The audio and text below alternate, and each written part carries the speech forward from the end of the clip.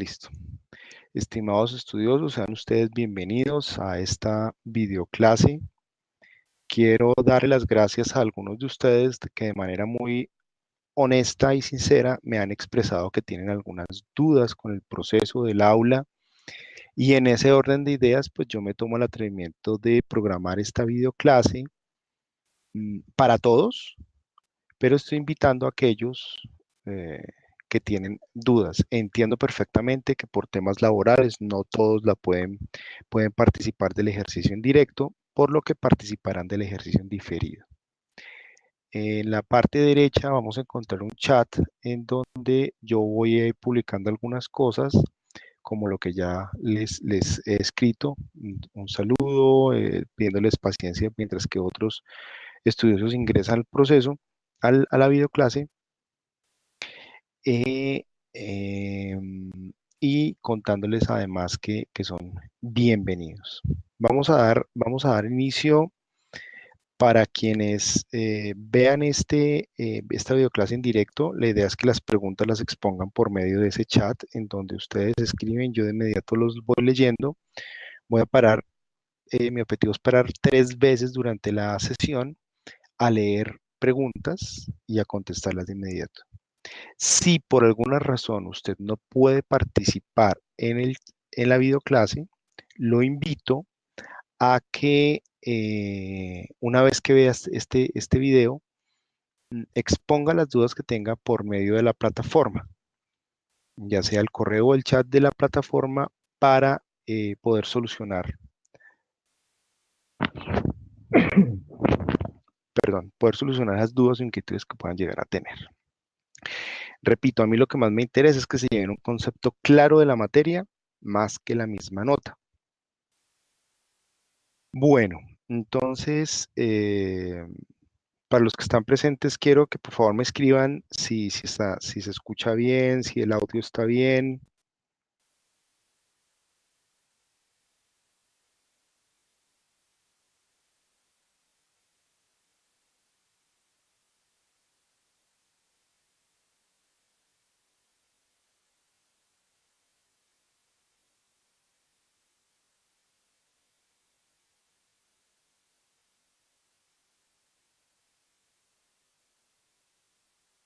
En un momento nos va a acompañar el profesor Hugo, quien está liderando en este momento el aula de técnicas de mantenimiento.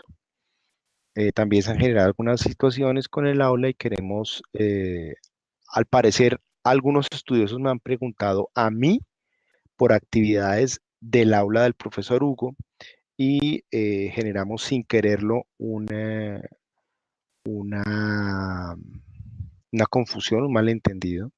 El profesor Hugo nos va a acompañar un momentito a terminar de definir ese tipo de fechas y de situaciones, porque lo que estamos buscando es que las dos aulas sean aprovechadas al máximo por parte de ustedes, de los estudiosos. Bueno, entonces,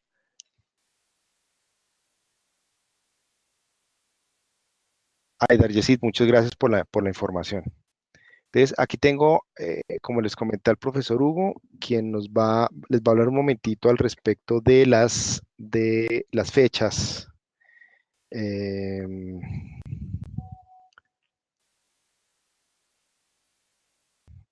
mm, para aprovechar al máximo el proceso. Voy a pasar el audio al profesor Hugo.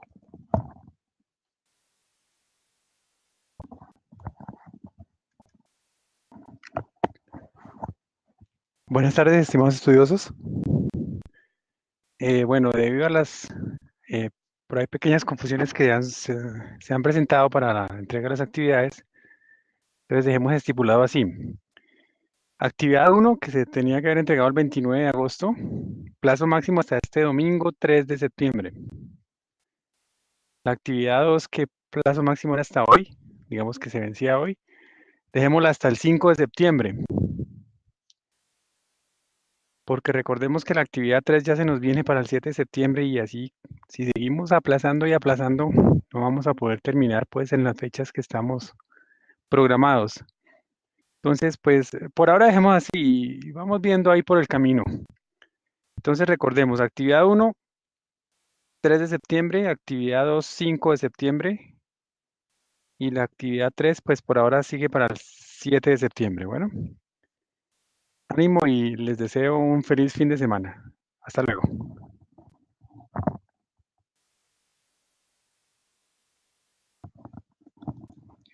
Por favor, tengan en cuenta que el comentario del profesor Hugo es para el aula de técnicas de mantenimiento, porque el objetivo es que entonces la actividad uno para el 3 de septiembre, la actividad 2 para el 5 de septiembre. La idea es que la tercera actividad ya se vaya para las fechas que están planeadas y programadas. ¿De acuerdo? Voy a repetir estas fechas en un par de minutos. Me están informando desde la planta de Cemex de Maceo que ya se van a subir varios estudiosos. Entonces, antes de pasar a empezar a hacer la presentación, mientras que ellos se suben, les voy contando respecto de otros dos temitas que son muy importantes. Primero que todo, algunos de ustedes me han contado que han tenido problemas porque en las palabras clave, cuando hacen clic, las palabras clave están en las actividades en el punto 6. Cuando hacen clic en esas palabras clave hay un link que los debería llevar al buscador de la UMB y los está llevando a otro sitio o en algunos casos les pide un usuario y un login o en el peor de los casos les dice que hay un error. Entonces, vamos a hacer un recorrido rápido.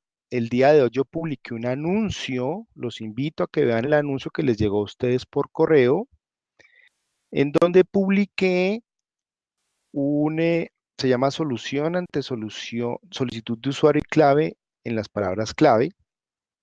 Por favor, vean este tutorial que hizo el coordinador del área de ciencias básicas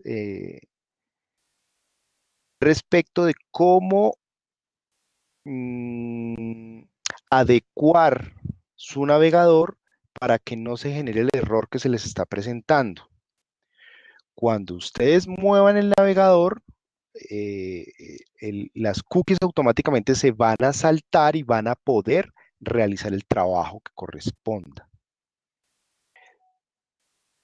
El profesor Richard en ese tutorial que todos van a poder ver al hacer clic en este link que les pegué el día de hoy, a eso a las 10 de la mañana, van a ver las soluciones necesarias para que no les siga presentando esa situación.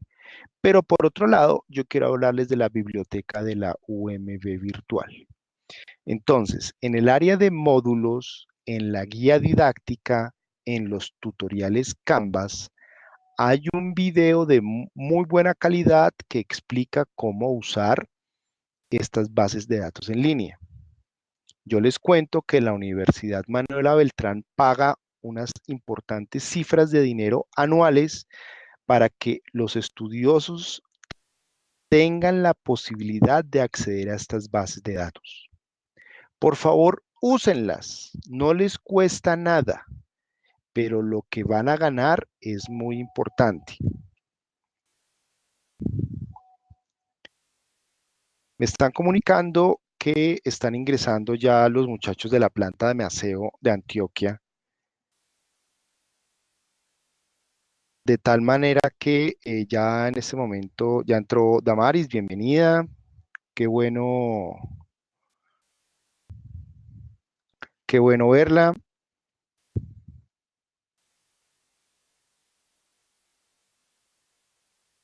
Vamos a esperar un par de minutitos mientras que los otros compañeros de Cemex ingresan al aula. Les estaba comentando respecto del uso de la biblioteca de la Universidad Manuela Beltrán. En este UMB buscador pueden escribir o una palabra clave o un título o un autor y de inmediato se va a buscar ese documento en las diferentes bases de datos. ¿Con qué bases de datos contamos? una que se llama Access Engineering, Ambientalex, Biblioteca Digital Eureka, Cengate Learning, iLibro, Normas Técnicas del Icontec, eBook Academic Collections, eBook 724, eBooks de Alfa Omega y, como se pueden dar cuenta, son varias. Para algunas de esas bases de datos se pide un usuario y una contraseña. Entonces, en el área de acceso de cada una de las bases de datos, si encuentran usuario y contraseña es porque lo necesitan. Para usar cada base de datos les recomiendo que le dediquen un tiempito y miren el tutorial. Después ingresan, usan el usuario para las que piden usuario y para las que no, pues viendo el video que les comenté en el anuncio que les envié hoy de cómo solucionar el tema del manejo de las cookies en, en el navegador del computador de cada uno de ustedes, van a poder utilizar este recurso sin necesidad de que se les presente ningún tipo de situación o problema. ¿De acuerdo? Damaris, buenas tardes, bienvenida. Entiendo que hay otros compañeros suyos de la planta que están ingresando. Entonces, vamos a dar inicio a la presentación del día de hoy, entendiendo que ya tocamos dos temas. Número uno, ver el video tutorial del anuncio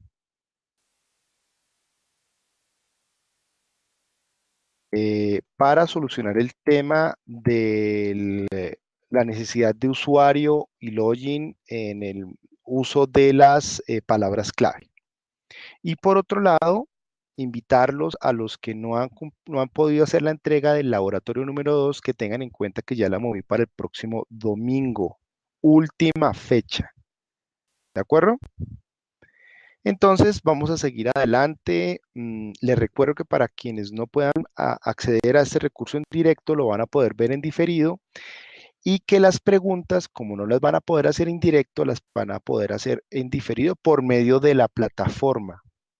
Si usted me escribe por WhatsApp, si me llama, pues muchas gracias, lo saludo de la manera más cortés, me comunico con usted, pero el objetivo es que usemos los medios de comunicación oficiales que nos facilita la universidad. Entonces, bien, vamos a hablar al respecto de la madurez del número prioritario del riesgo en el mantenimiento centrado en la confiabilidad. Mi nombre es Víctor Cruz y esta videoconferencia se realiza hoy, 1 de septiembre de 2017.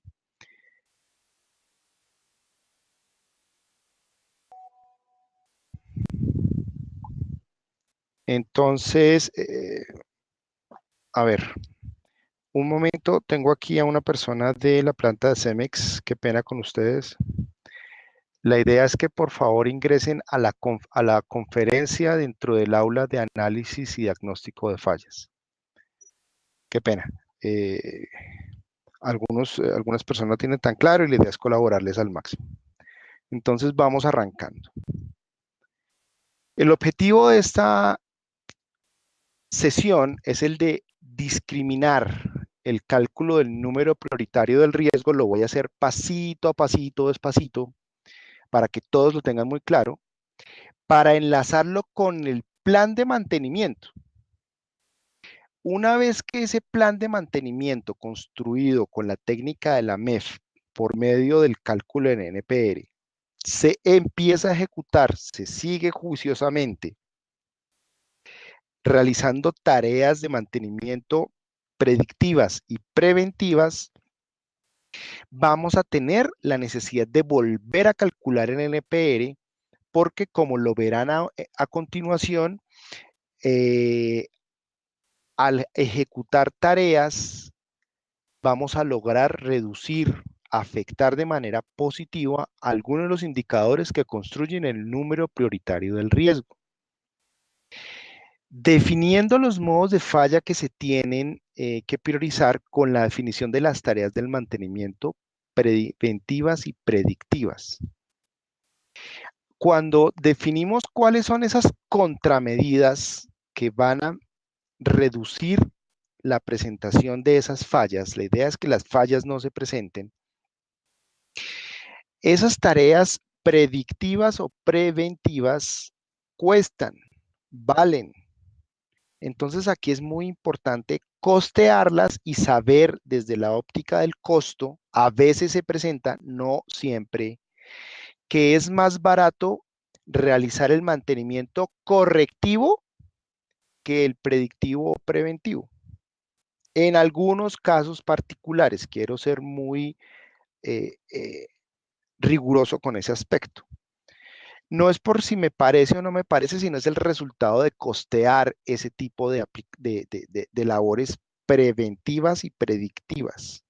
¿Por qué son preventivas y predictivas? Porque el objetivo es que realicemos labores que impidan que la falla se presente. Una falla correctiva se realiza una vez la falla se ha presentado. ¿Somos claros al respecto? Si hay alguna duda, voy a pasar un momentico al chat a revisar si alguien no se entiende, Damaris, el sonido no está bien.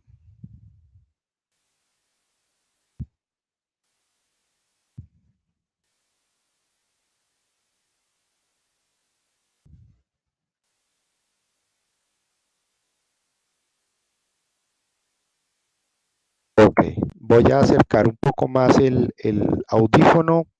Por favor, confirmar si ese cambio ayuda o complica más las cosas.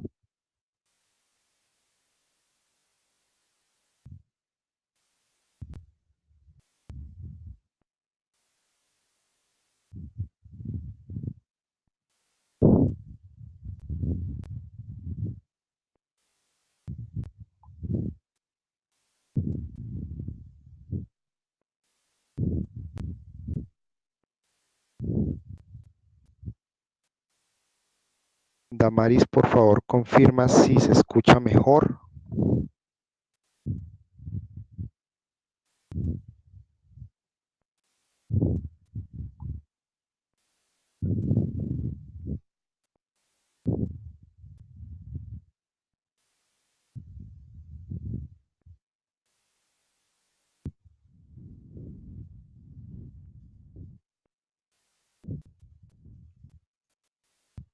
Ok, pues vamos a seguir adelante haciendo esa modificación. Les recuerdo que si tienen dudas o inquietudes pueden utilizar el chat. Mi objetivo es irlas leyendo y solucionarlo en directo. Desde la planta de Maceo me están diciendo que se está subiendo Gibson, que le está cargando la plataforma. Perfecto. Él se va a subir en unos minuticos. De todas maneras, vamos a seguir adelante.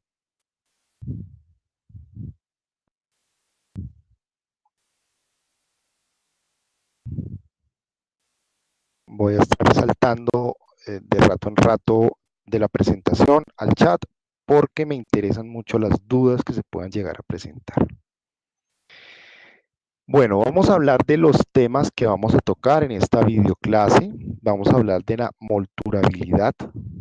Es un aspecto que tiene que ver exclusivamente en el proceso de triturado, de molido, en la molienda de minerales, que afecta sobre todo la fabricación de clínker y es una variable interesante a tener en cuenta.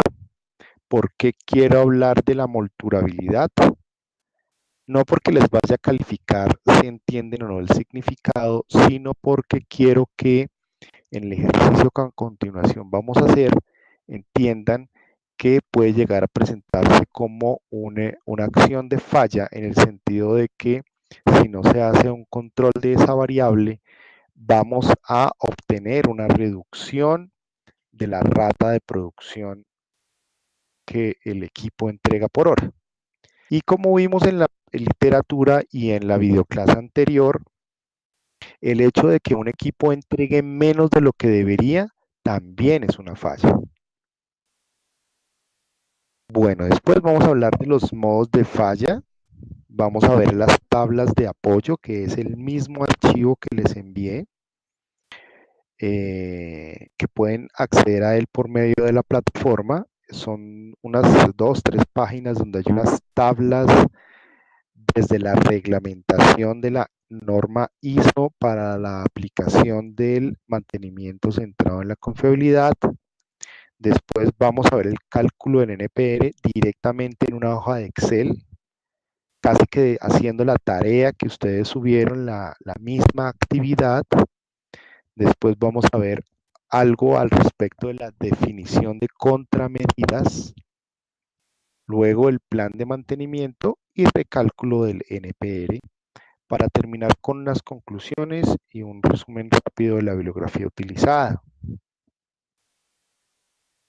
Arranquemos. Bueno, permítame un instante, yo me paso un momento al chat.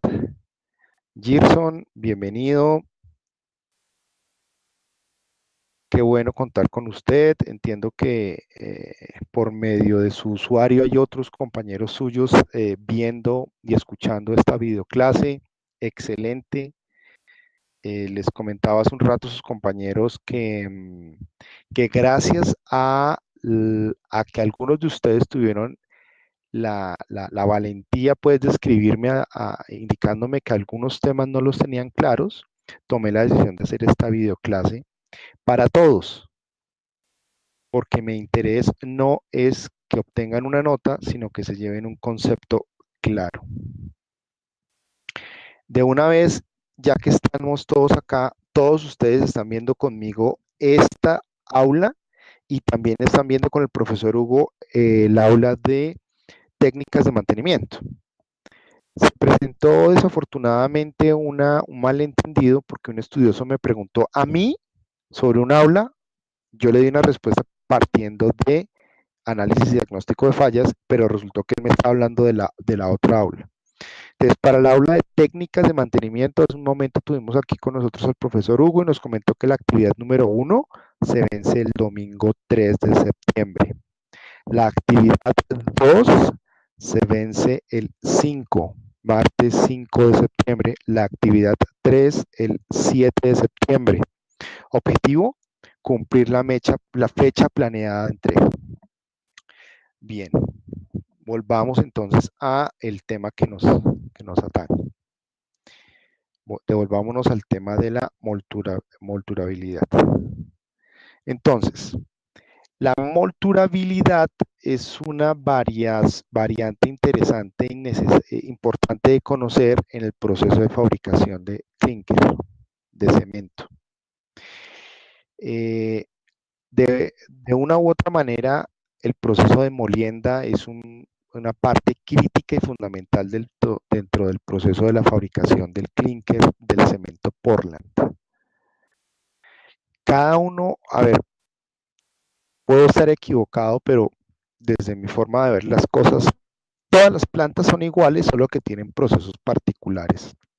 Y para cada proceso es muy importante conocer las variables del proceso que son importantes y que pueden llegar a afectar la productividad. De tal manera que como operario o como técnico de mantenimiento de los equipos de esas plantas, yo no tengo simplemente que saber dónde se prende y se apaga o cuáles son los aspectos fundamentales de seguridad y salud en el trabajo. No. Nosotros, en nuestro proceso de crecimiento laboral, debemos ir más allá y buscar poder trabajar en los aspectos de mejoramiento continuo, de mejora de mantenimiento y sobre todo de la salud y seguridad en el trabajo. Bien, el titulado de materiales se afecta por la molturabilidad, la abrasividad, la humedad, la composición granulométrica de lo que vamos a moler y del comportamiento del flujo del material a moler.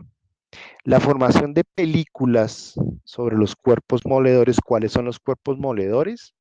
Pues partamos de un ejemplo muy sencillo. Tenemos una piedra plana grande y tenemos una piedra con un pequeño filo. Colocamos trigo, por ejemplo, sobre la piedra plana y empezamos a golpear, a machacar para moler.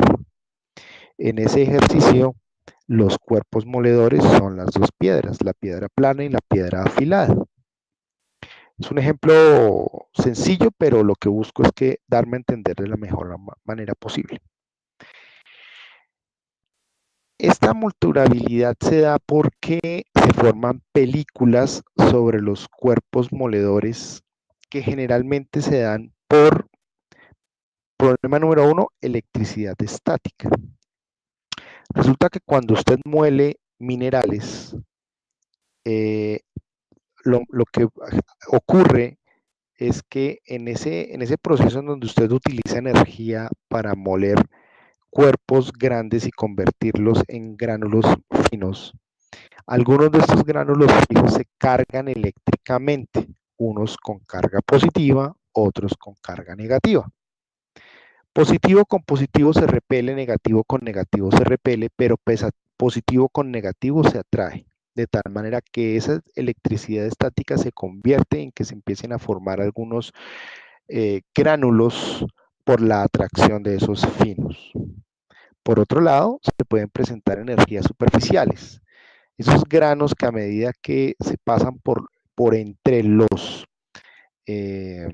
cuerpos moledores se recargan de energía, pero esa recarga de energía tiende sobre todo a afectar el área superficial. Volumétricamente hablando, afectan la superficie de tal manera que cuando se generan diferencias eléctricas, pues sucede lo que vimos en el punto anterior.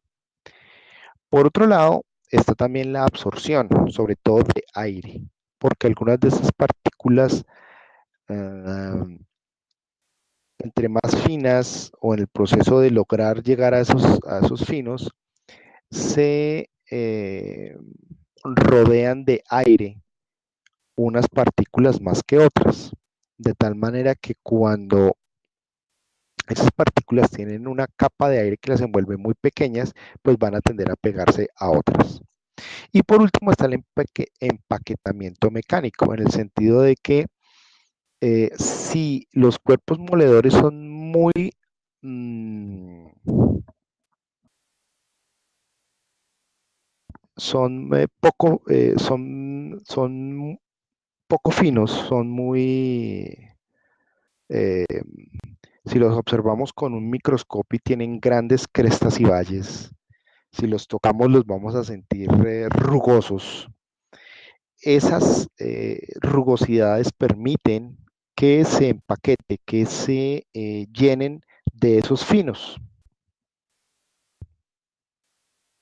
Hay otros factores que facilitan la formación de películas en la molienda del clinker, como por ejemplo la temperatura, la rugosidad de las bolas moledoras, la composición química de los minerales que componen ese clinker, la humedad, el yeso deshidratado, la porosidad.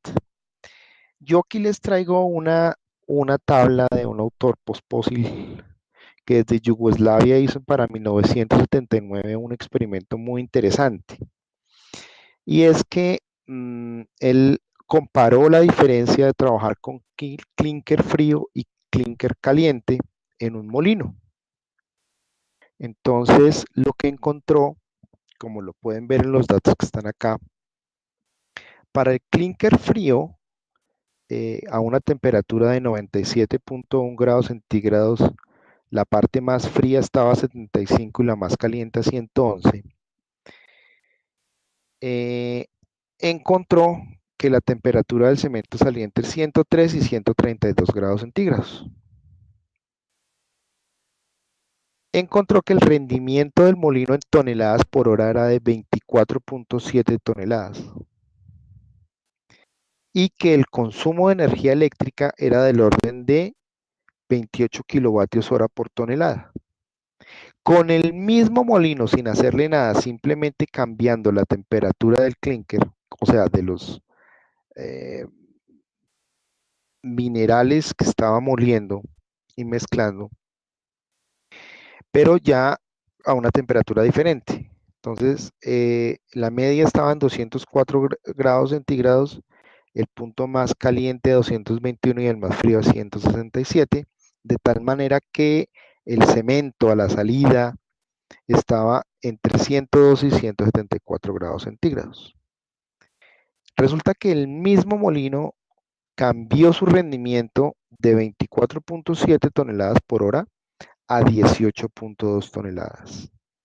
Y el consumo específico de energía pasó de 28 kilovatios hora, tonelada, a 38 kilovatios hora tonelada.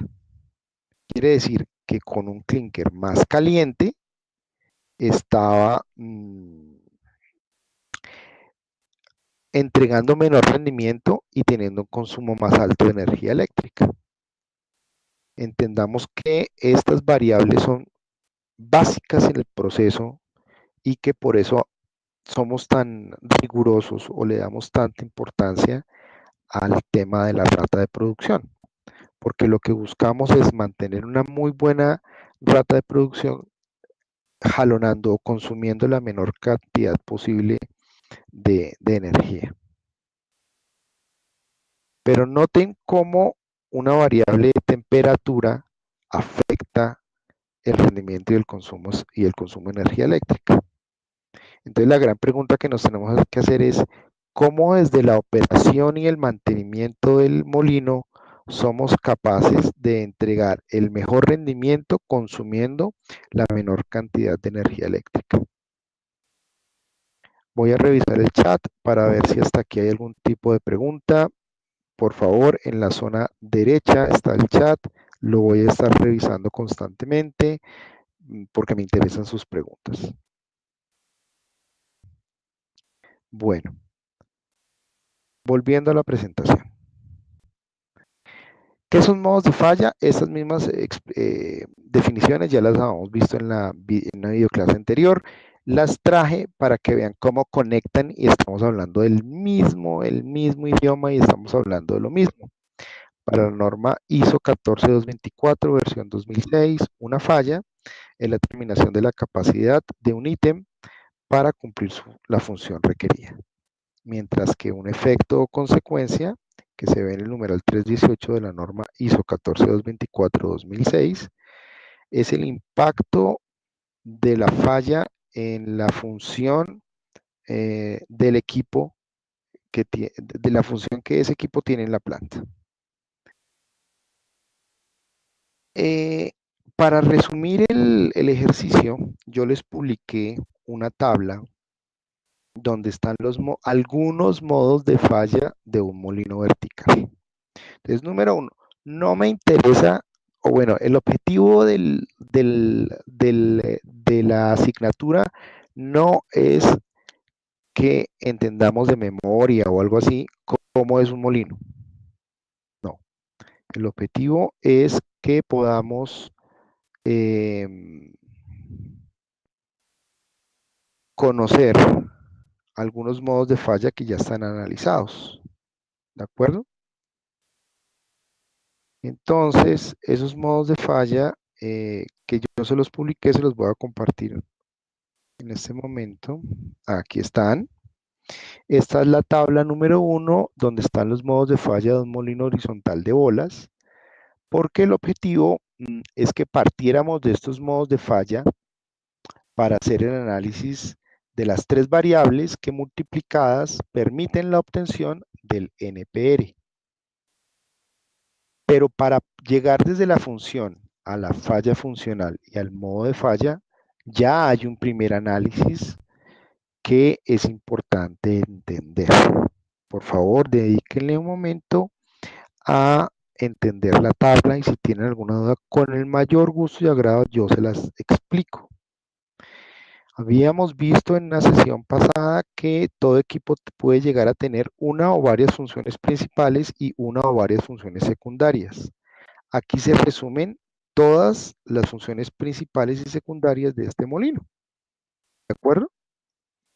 Ese es un molino que tiene que entregar 9 toneladas por hora de cemento a una temperatura inferior a 110 grados centígrados.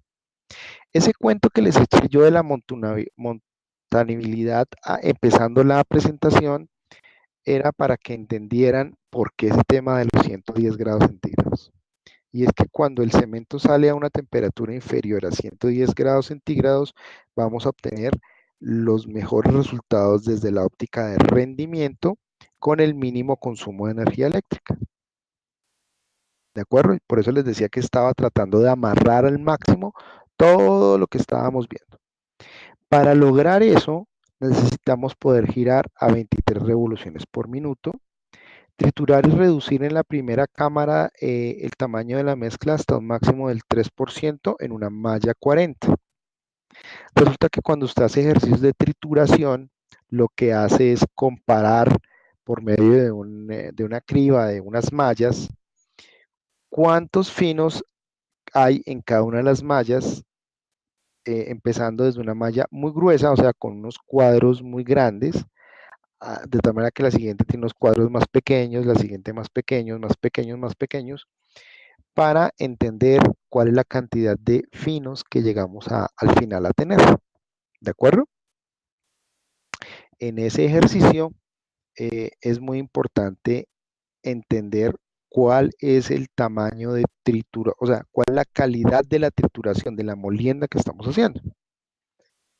Después hablamos de que permitir el paso del material no mayor a 6 milímetros de la primera a la segunda cámara, y en la columna de funciones seguimos con todas y cada una de las funciones.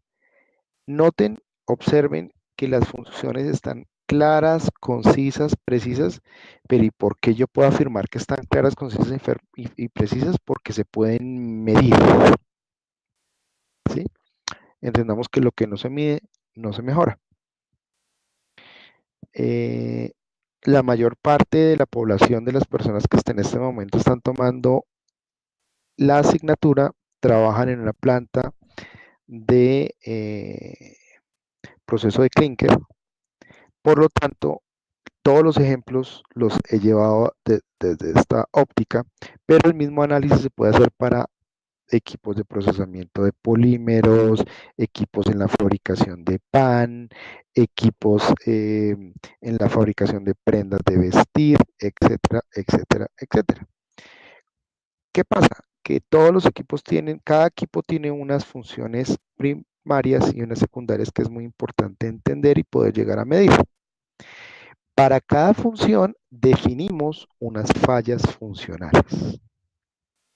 Acuérdense que en la pasada videoclase les explicaba yo cómo llegar a definir qué es una falla funcional o clasificar esas fallas funcionales en pro del análisis del ejercicio que estamos realizando. Entonces, por ejemplo, para la función moler 9 toneladas por hora de cemento a una temperatura inferior a 110 grados centígrados, encontramos que ya hay definidas tres fallas funcionales. La primera, el molino no muele. Estamos hablando de una falla crítica. Segunda, muele menos de 9 toneladas por hora. O sea, sí sigue moliendo, pero no me está entregando la rata de producción. La tercera, muele material con una temperatura de salida superior a 110 grados centígrados. Palabras más, palabras menos, me está diciendo que podemos estar moliendo 9 toneladas por hora, pero que el consumo eléctrico se nos subió. Acuérdense de la tabla que les mostré hace un rato. Bien, vamos a ver si hay preguntas hasta acá. Bueno, por ahora no, entonces sigamos.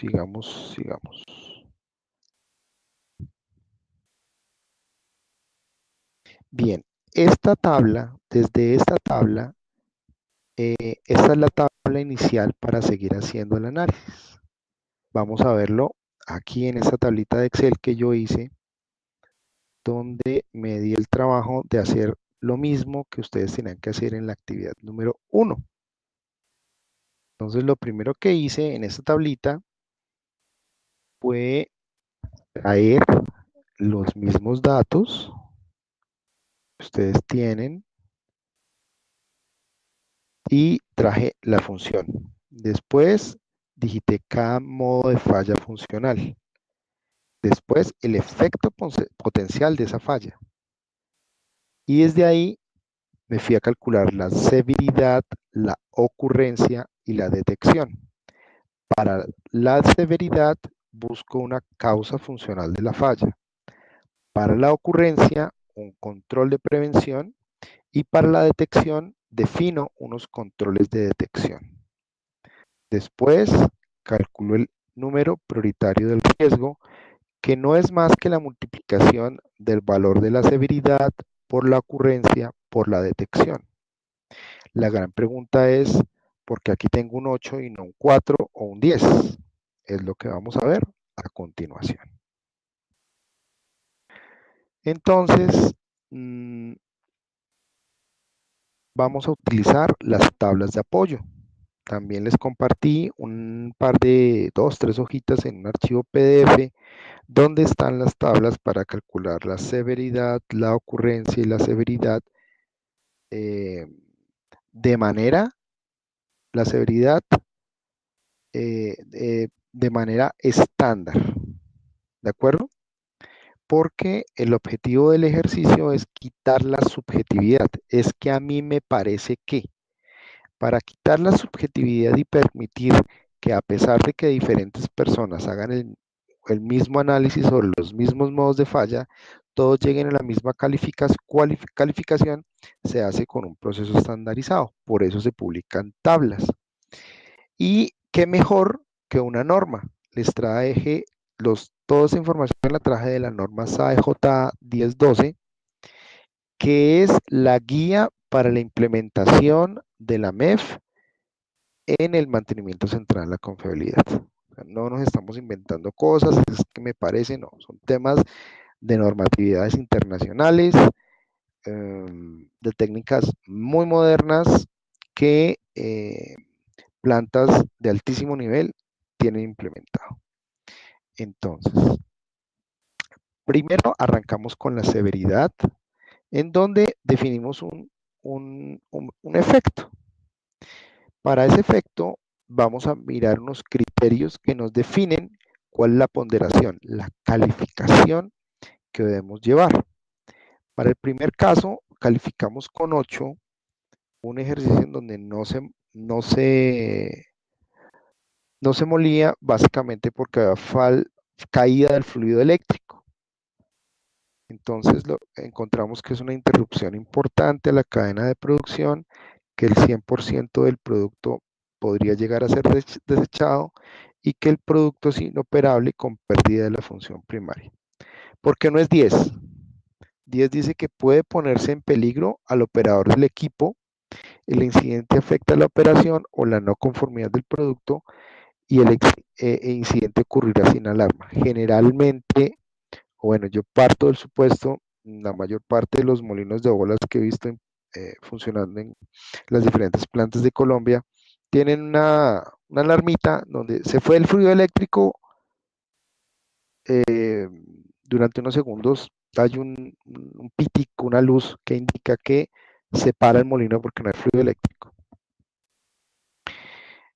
Y por eso se califica con este número 8. Es que el molino de la planta de Ibagué tiene que tener la misma calificación del molino de la planta de Antioquia. No, no necesariamente, porque cada molino tiene sus particularidades, pero lo importante es que podamos soportar por qué. Para eso se hacen las tablas.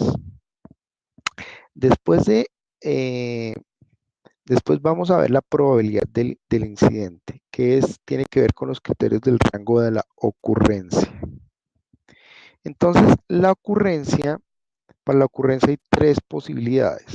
Algunas plantas en donde se califica el CPK y simplemente con leerlo ya sabemos cuál es la ponderación que debemos tener, pero en otras lo que se mide es la cantidad de incidentes o de frecuencia que puede llegar a tener ese tipo de paradas.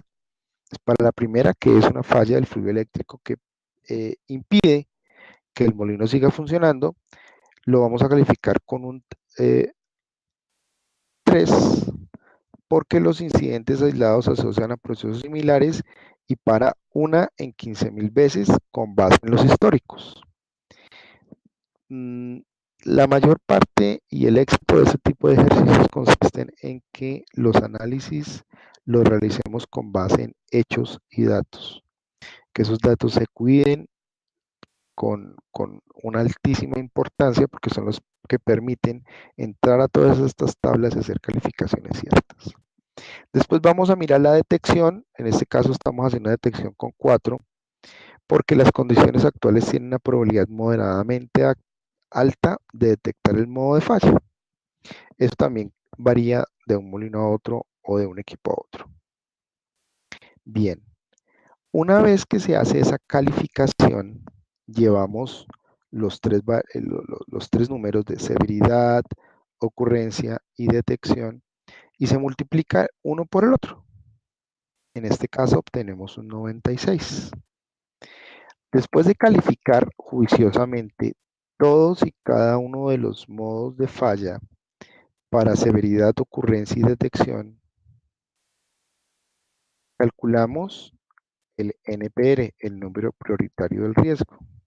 Y aquí es muy importante organizar, seleccionar primero los más altos. ¿Por qué los más altos? Porque son los que de manera más importante pueden afectar nuestra operación al presentarse. ¿De acuerdo? Entonces, primero, los NPRs están pensados y las tablas, por eso me gusta la tabla estandarizada, está organizada a darle la mayor importancia al aspecto de salud y seguridad en el trabajo, porque el recurso más importante de todas las empresas son las personas.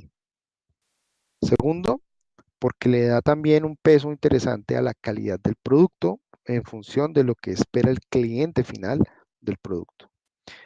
Y tercero, porque permiten que encontremos esos NPRs más altos. Entonces, yo encontré que sobre 100, a mí me dieron 3 NPRs.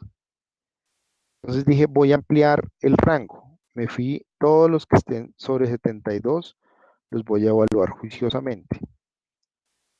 ¿Los debo evaluar todos? La respuesta es no. Porque hay algunos NPRs tan bajos que simplemente con la gestión de las tareas de mantenimiento se van a seguir minimizando en el sentido de que algunas tareas le afectan de manera positiva 1, 2, 3 o hasta más modos de falla. ¿De acuerdo? Voy a ver si hasta que hay preguntas o inquietudes para ir solucionando en tiempo real. Bueno. Andrés Felipe, bienvenido. Muchas gracias por participar. Por favor, recuerde que en la parte derecha hay un chat en donde me puede ir preguntando en vivo y en directo sobre sus dudas e inquietudes. Qué bueno contar con usted. Cada uno de ustedes es bien importante para nosotros, así que recuerden que si tienen dudas, las pueden exponer en este tipo de videoclases o por medio de la plataforma. Bien, hasta aquí definimos cómo se calcula el NPR y entendiendo que primero vamos a trabajar con los NPRs más altos, definimos contramedidas.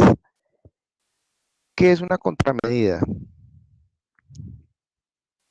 Entonces, para eso los invito a que mañana participen en la videoclase que va a ser a las 8:30 de la mañana en directo, donde vamos a hablar del tema de análisis de fallas, análisis y solución de problemas, herramientas como la espina de pescado, diagrama de Chicago, 8 disciplinas, 5 porqués, que son herramientas que nos permiten llegar a eso, a definir qué planes de acción vamos a ejecutar para reducir la severidad, la ocurrencia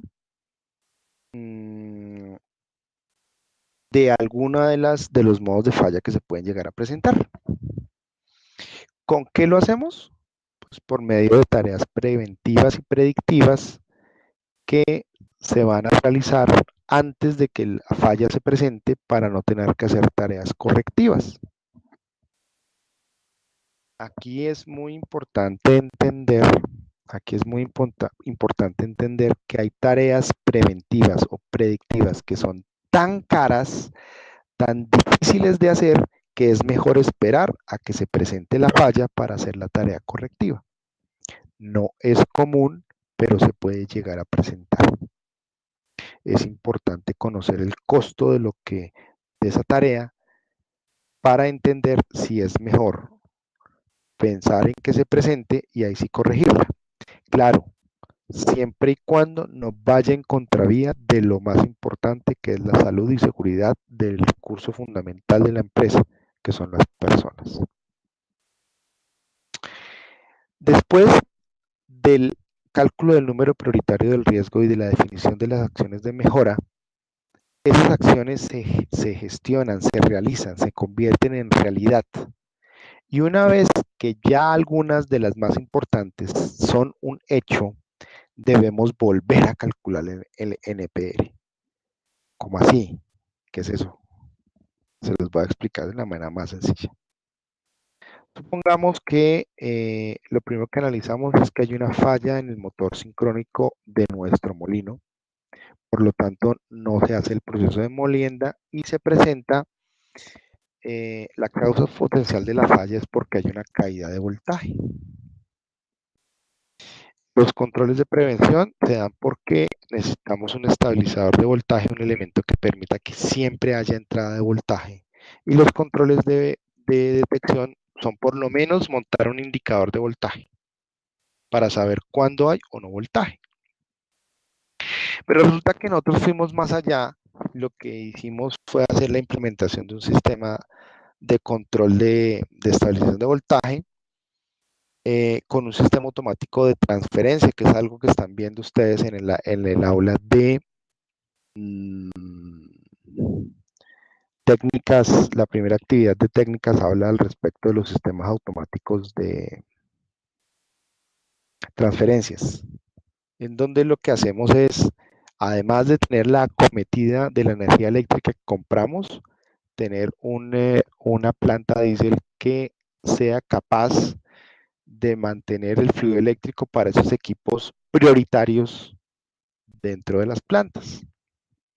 Entonces resulta que si yo soy capaz de hacer eso, la posibilidad de que se presente una caída de voltaje en el motor sincrónico, pues se baja mucho, de tal manera que un NPR de 96, después de hacer esa actividad, ese NPR se cayó a 32, porque hay una variación en la ocurrencia y en la detección. La severidad es la misma. Si pasa el efecto con una u otra opción, va a ser afectado con la misma severidad, pero la ocurrencia y la detección son las que podemos estar gestionando para bajar,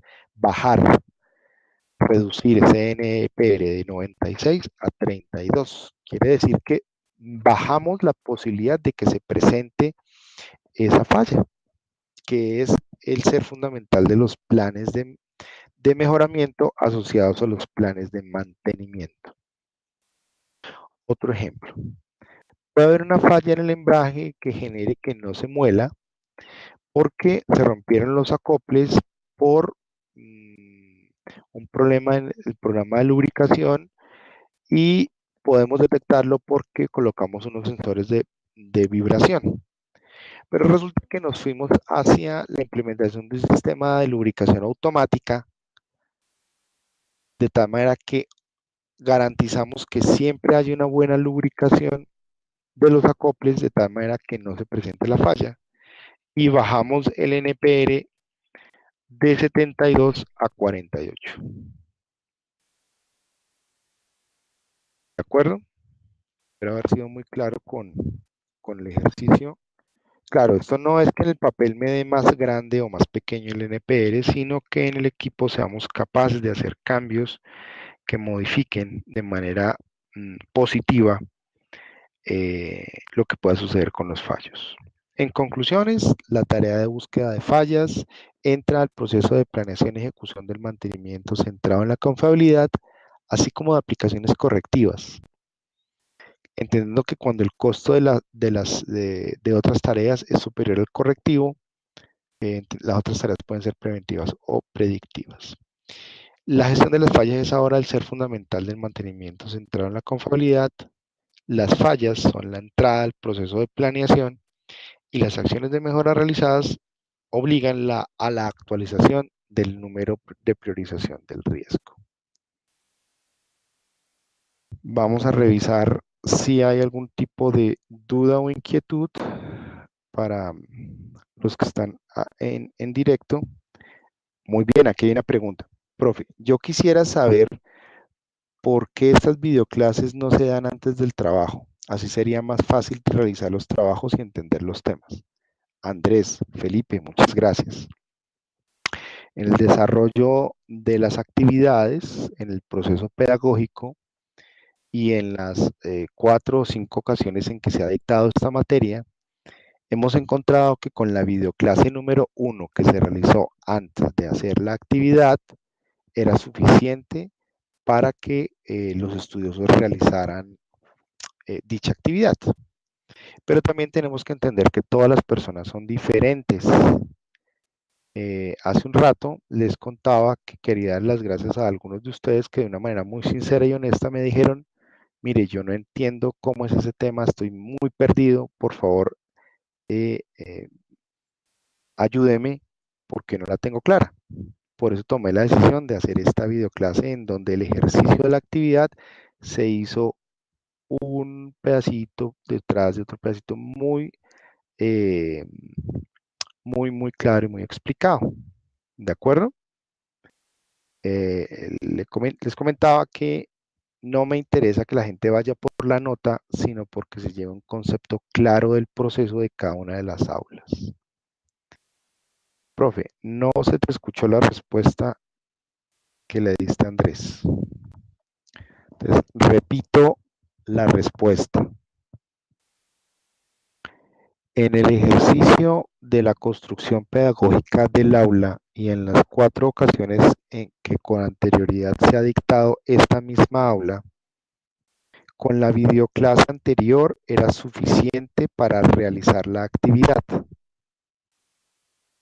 Algunos de ustedes, de manera muy honesta, me comentaron que a pesar de ver la videoclase, no se sienten o no se sintieron cómodos o sienten que no hicieron la actividad bien.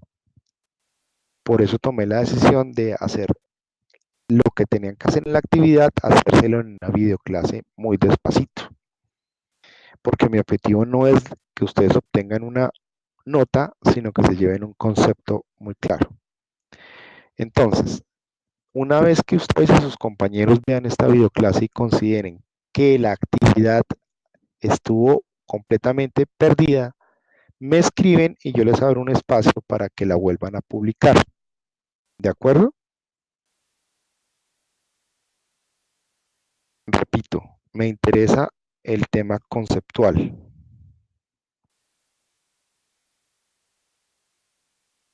¿De acuerdo? Entonces, quedo atento a sus comentarios. Si alguien tiene más dudas, espero sus inquietudes. Para quienes vean esta presentación en diferido, pueden escribirme por el chat, por el correo de la plataforma. Y para quienes consideren que la entrega que hicieron de la actividad está muy lejos de lo que vimos en esta videoclase, me escriben y con mucho gusto vemos la posibilidad de que hagan una segunda entrega.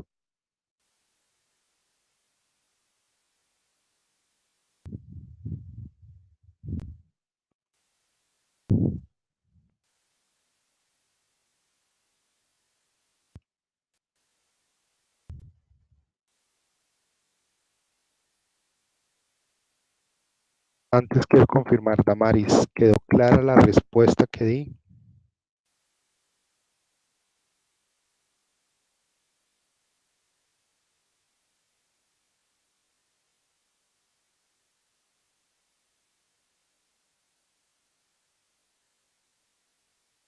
Gracias, muy amable.